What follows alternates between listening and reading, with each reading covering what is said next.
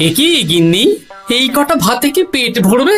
ও যা ভাত আছে না, ওটা বেড়াল ডিগোতে পারবে না। হ্যাঁ, আরে বাবা, আমি আর বেড়াল এক হলো? এই বাড়তি কথা না বলে খাও তো।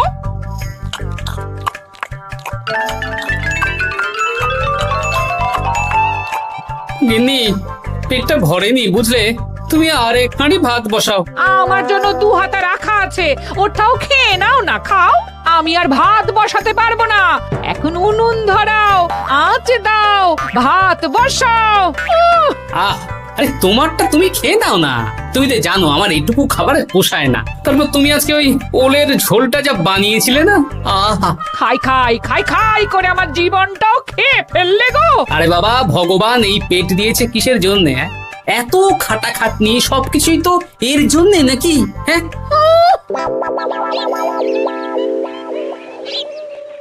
দাদু, অনেকদিন ভূতের গল্প শুনিনি, আজকে আমরা ভূতের গল্প শুনবো। বেশ, শোন তাহলে। আমাদের রাজ্যে আজ থেকে বেশ অনেক বছর আগে একটা খুব পেটুক লোক থাকতো। তোমার মতন পেটুক? বলতে পারিস, কিন্তু ওর গিন্নি ওকে ভালো মতো খেতে দিত না।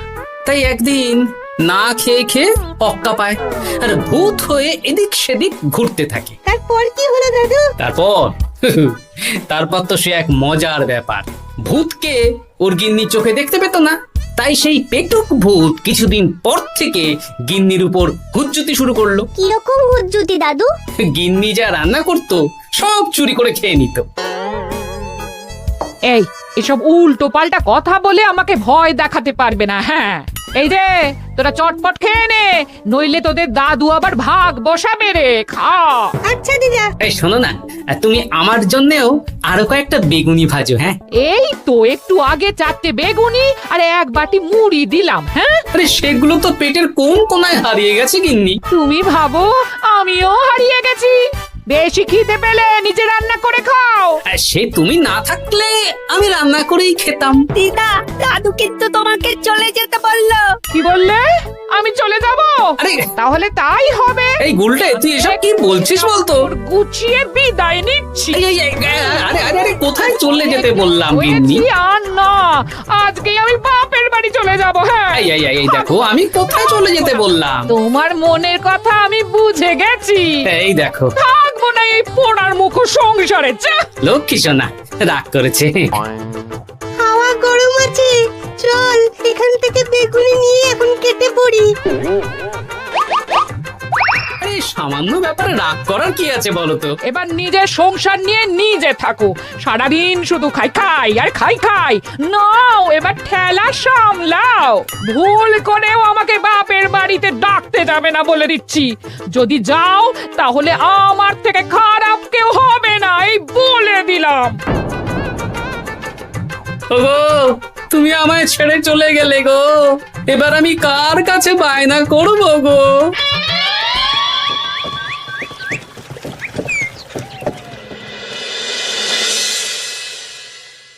কিরে, তুই একা একা? জামাই কোথায়? তোমাদের জামাইকে ছেড়ে চলে এসেছি।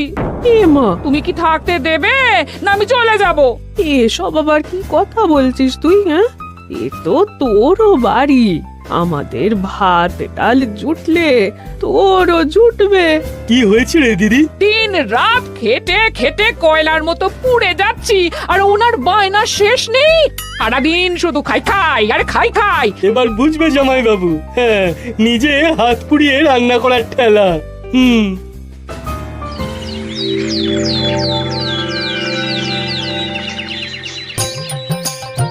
গোপাল দাদা, ও গোপাল দাদা, ও গোপাল দাদা, গোপাল দাদা, এ দরজা খোলো, মহারাজ ডাকছেন।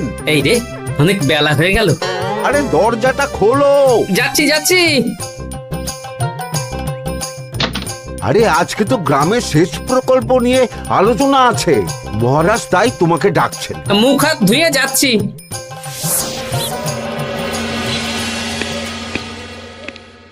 দেখুন মহারাজ, দেখুন, এত বেলায় গোপাল এলো, তাও নিজে আসেনি, ডেকে নিয়ে আসতে হলো। সত্যি গোপাল, আজকে এত জরুরি একটা আলোচনা সভা, কোথায় তুমি তাড়াতাড়ি আসবে? তা না করে গোপাল বাড়াবাড়ি করে ফেললো। গোপাল, এই আমি শেষবারের মতন বলে দিচ্ছি, ফের যদি এরকম রাজসভায় দেরি করে আসতে দেখি তাহলে কিন্তু কড়া ব্যবস্থা নেব। আসলে মহারাজ, আমার গিন্নি গতকাল রাগ করে বাপের বাড়ি চলে গেছে, তাই বেশ হয়েছে। আচ্ছা, যে জন্য আজকের আলোচনা সভা ডাকা হয়েছে সেটা হলো আমাদের রাজ্যের দক্ষিণে একটা সেচের জন্য পুকুর খনন করা হচ্ছে।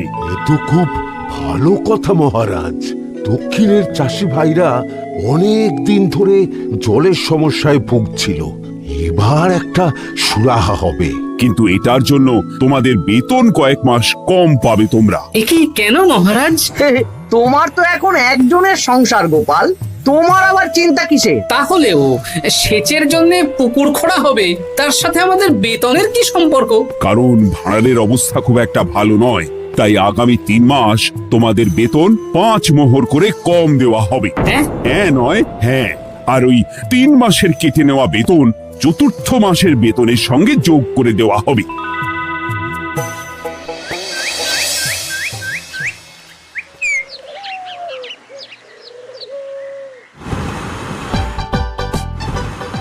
কি দাদু, এ তোমার চোখ মুখের কি অবস্থা?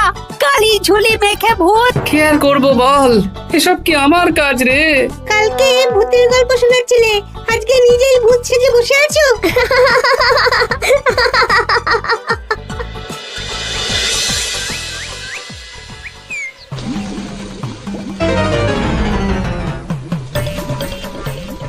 এই রে, ভাতগুলো পড়ে গেছে। দূর দূর দূর, এভাবে হয় নাকি? না, এবার থেকে ভোজনালয় থেকেই খাবার খেতে হবে। একার জন্য কে আবার রান্না করে? দূর দূর। কি গোপাল দাদা, তুমিও আমার মতন ভোজনালয়ে খাচ্ছ? আমার না হয় বাড়িতে রান্না করার কেউ নেই। আমারও নেই, যে ছিল সে ছেড়ে চলে গেছে। ভাই, আর একটু ভাত দেবে? গোপাল দাদা, ভাত আর হবে না গো, আরো কয়েকজন দৈনিক খদ্দের আসবে, তাদের জন্য রেখে দিয়েছি। তাহলে কি আর করা যাবে? একটু একটু ওই তরকারি একটা শাল পাতায় মুড়ে দে, বাড়িতে গিয়ে মুড়ি দিয়ে খাবো। আচ্ছা, তা দিচ্ছি। তুমি খাওয়া হয়ে গেলে হাত মুখ ধুয়ে নাও। আচ্ছা গোপাল দাদা, গিন্নিমা চলিয়ে গেল কেন? সে তোর গিন্নিমাকে গিয়ে জিজ্ঞেস কর। সে তো জিজ্ঞেস করতেই হবে, তোমার মতো একটা ভালো মানুষকে ছেড়ে চলিয়ে গেছে।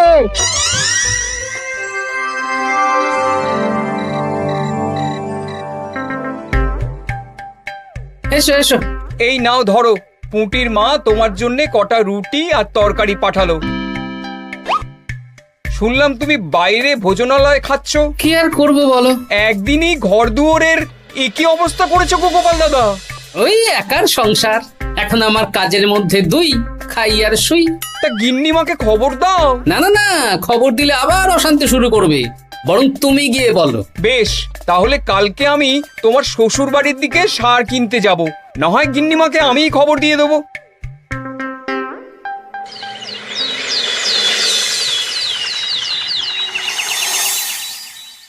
বাড়ি ঘর অগোছালো, তাতে আমি কি করতে পারি? এখন আমি আর ওই বাড়িতে থাকি না। হ্যাঁ, শুধু তাই না, গোপাল দাদা বাইরে ভোজনালয়ে তেল মশলা দেওয়া উল্টো পাল্টা খাবার খাচ্ছে গো। থাক, আমাকে এসব কথা শোনাতে আসবে না পুটির বাবা। আমার খাটতে খাটতে জীবনটা কয়লা হয়ে গেছে, কয়লা। ওনার বায়নার শেষ নেই। হ্যাঁ, বুঝলে গোপাল দাদা, আমি গিন্নিমাকে অনেক করে বোঝালাম, কিন্তু কিছুতেই কোনো কথা শুনলো না। বেশ, শুনতে হবে না। এরকম বললে হয় নাকি? চারিদিকে ঘর দুয়ার অগোছালো, খাবারের থালা বাসন এদিক ওদিক ছড়িয়ে ছিটিয়ে আছে। ওরে বাবারে, ইঁদুরেও আস্তানা করেছে। যা হচ্ছে হোক।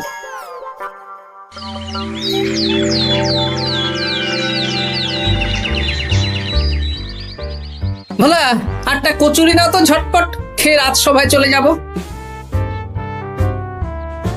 এই নাও। ও গোপাল দাদা, শুনলাম নাকি গিন্নিমা বাড়ি ছেড়ে চলে গেছেন? হ্যাঁ, ঠিকই শুনেছো। তাই বাইরের খাবার খেয়ে কতদিন কাটাবে? এভাবে তো তোমার শরীর খারাপ করবে। ওই শরীরের নাম মহাশয়, যা সবে তাই সয়। রান্না বান্না করছো বাড়িতে? না, রান্না করার লোক নেই, আর আমার দ্বারা ওসব কালিঝুলি মাখাও সম্ভব না। দেখো গোপাল দাদা, এই রোজ রোজ বাইরের খাবার খাওয়া ভালো নয়। ভাবছি আরেকটা বিয়ে করব। হ্যাঁ, বলো কি গিন্নিমা জানলে তো? জানলে জানো, ও তো এখন আর আমার কেউ নয়। গোপাল দাদা আরেকটা বিয়ে করবে? না না না না না, গিন্নিমাকে বলতেই হবে ব্যাপারটা।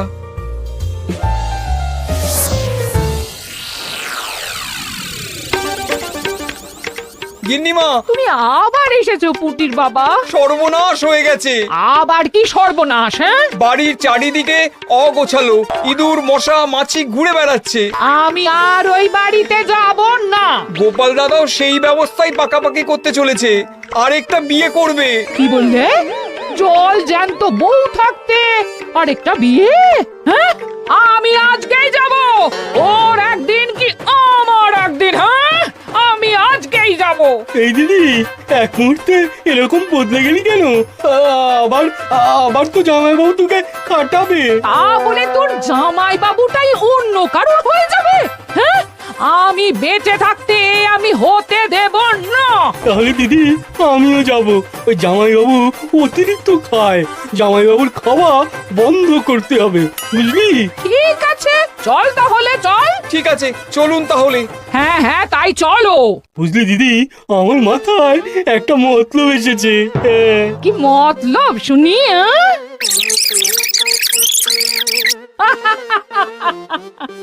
এই বেশ তো বেশ, এতে যদি তোর জামাই বাবুর অতিরিক্ত খাওয়া কমে তাহলে তো ভালোই কথা। হ্যাঁ, কিন্তু খুব সাবধান, গোপাল দাদার নজর কিন্তু বাজ পাখির নজর।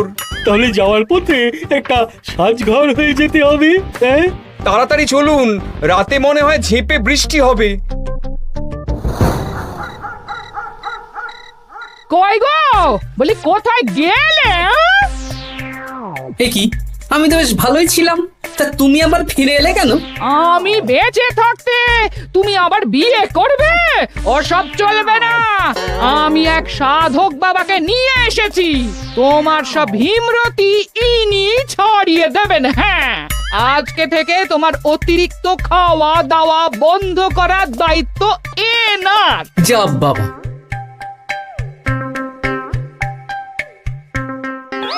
কি করেছো গো? হ্যাঁ, ঘর দুয়ার তো পুরো শ্মশান হয়ে গেছে গো। এখন আবার তোমার ঘর তুমি পরিষ্কার করো। সে করছি, তুমি যাও বাজার করে নিয়ে এসো। ভোলার দোকান থেকে বেশি করে ছানা আনবে, আর রাতে ছানার বড়া করে তরকারি বানাবো। হ্যাঁ, আহা, কতদিন খাইনি, এক্ষুনি যাচ্ছি। উহ, তাড়াতাড়ি যাও, তাড়াতাড়ি যাও, মেঘ ডাকছে, রাতে বৃষ্টি হবে। আমি এই ঘর গুছিয়ে রান্না বসাচ্ছি গো। বলো কি গোপাল দাদা, গিন্নিমা ফিরে এসেছেন? হ্যাঁ, সকালে তোমার দোকানে বলেছিলাম না বিয়ে করব, সেটা নিশ্চয়ই কেউ শুনে গিন্নির কানে দিয়েছে। ব্যাস, ঘরের বউ ঘরে চলে এলো। সকালে যখন তোমাকে আমি ওই কচুরি দিচ্ছিলাম, তখন তো ওই পুটির বাবাকে দোকানের সামনে দিয়ে হেঁটে যেতে দেখেছিলাম। তাহলে পুটির বাবাই খবর দিয়েছে, ভালোই হয়েছে। যাই হোক, আমাকে ওই 500 গ্রাম মতো ছানা দাও তো, গিন্নি ছানার বড়া দিয়ে তরকারি করবে। ভালো তো, ভালো তো, তোমরা ওই কর্তা গিন্নি একসাথে খাবে। আবার কোন সাধককে নিয়ে এসেছে যে আবার খাবার খাওয়া নিয়ন্ত্রণ করবে? দেখো কি করে তোমাকে সামলায়। এই নাও।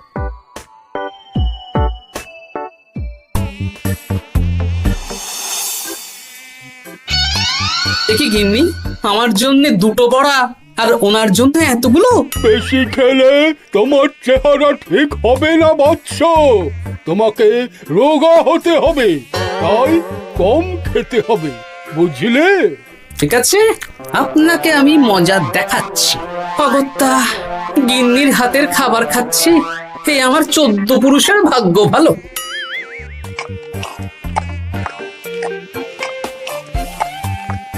বাবা, আপনাকে আরেকটু তরকারি দিই বাবা? দে মা, দে। আমাকে দাও। একদম না, বলেছি না তোকে রোগা হতে হবে। হ্যাঁ, কি মশা রে তোদের বাড়িতে। আরে রে, নকল গুফ, মশা যাওয়ার আগে আপনাকে আমি তাড়াবো। এই কদিন চারদিকে সব ছড়িয়ে ছিটিয়ে নোংরা করেছে, মশা মাছি এত তাড়াতাড়ি যাবে না। হ্যাঁ, আমার খাওয়া হয়ে গেছে, আমি উঠলাম। আপনি ভালো করে খান, কেমন?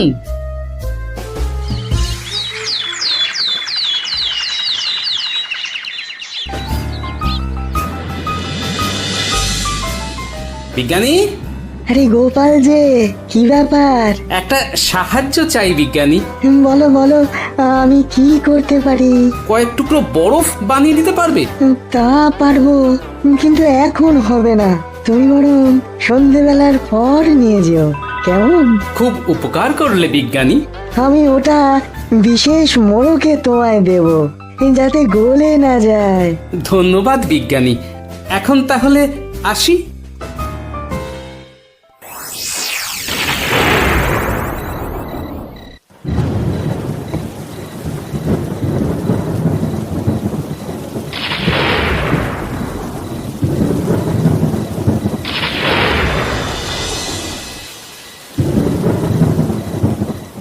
ভালো করেছিস বাবা, যা মশার উৎপাত, মশারি ছাড়া ঘুমোনো যাবে না। কথায় আছে সেবাই পরম ধর্ম, তাই একটু ধর্মকর্ম করছি আর কি। আপনি ঘুমিয়ে পড়ুন, আমরা ওই ঘরে গেলাম। হ্যাঁ,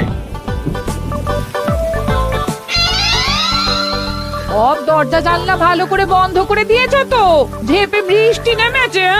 হ্যাঁ হ্যাঁ, কোনো চিন্তা নেই, তুমি ঘুমো। আজকে অনেক খাটনি হয়েছে গো। হ্যাঁ,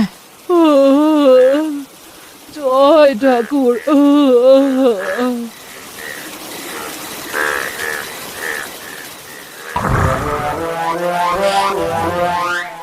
এই তো গিন্নিও ঘুমিয়েছে, এবার আসল কাজ শুরু হবে।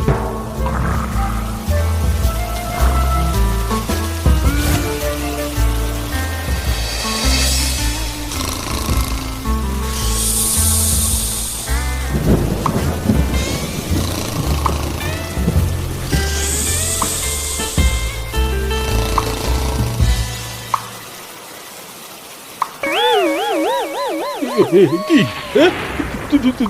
জল পড়ছে কেন? চাল ফুটো হয়ে গেল নাকি? এত রাতে এদিকে ডাকা ঠিক হবে না। আরে আরে কি মুশকিল, এখনই জল পড়ছে। আরে দূর দূর।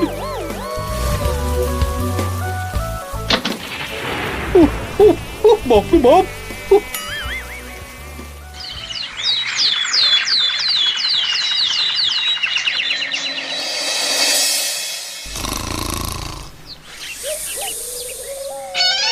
সুপ্রভাত। প্রভাত আর শু নেই। কেন? সারা রাত প্রথমে ভিজেছি, তারপরে মশার কামড় খেয়েছি। ভিজেছেন কেন? আচ্ছা, এ কি? আচ্ছা। রাতে চাল ফুটো হয়ে জল পড়ছিল। আচ্ছা, খুব ঠান্ডা লেগেছে। একটু একটু মধু আর তুলসী পাতা দে, একটু খাই। এই দিচ্ছি বাবা। এ হতেই পারে না, কদিন আগেই তো চাল সারিয়েছি। ঘরের মধ্যে তাহলে জল এলো কি করে? ঠিক যেভাবে আপনার নাকের নিচে নকল গোঁফ এসেছে শ্যালক বাবু, ঠিক সেইভাবেই। এই রে, হয়ে গেল। দাড়িটাও তো নকল। না মানে আমি বুঝিয়ে বলছি গোপাল, তুমি তো একটু বেশি করে খাও, তাই আমি ভেবেছিলাম ওই তোমার যাতে খাওয়াটা একটু কমে, তাহলে আমার দিদির খাটনিটা একটু কমবে। খাটনি কমাতে তো আপনি আসেননি, উল্টে আপনি নিজের ছলে বলে খাচ্ছিলেন। অতিথি হিসেবে এলে নিশ্চয়ই খাওয়াতাম, কিন্তু এটা আপনি ঠিক করেননি। ওগো, ও তো আমার ভালোর জন্যই করেছে। তুমি আমার বিবাহিত স্ত্রী, ও এখন তৃতীয় ব্যক্তি, তুমি ওর কথা কেন শুনবে?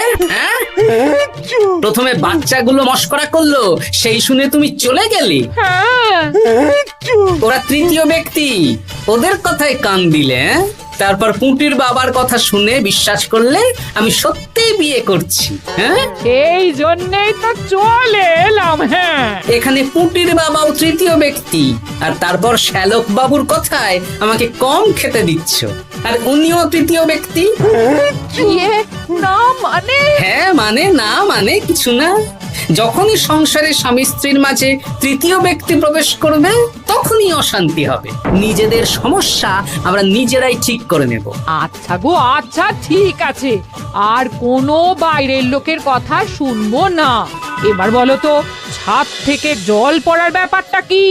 ওটা তো কাল রাতে মশারির উপরে বরফ রেখেছিলাম, আর সারা রাত ধরে বরফের জল শ্যালক বাবুর গায়ে পড়েছে।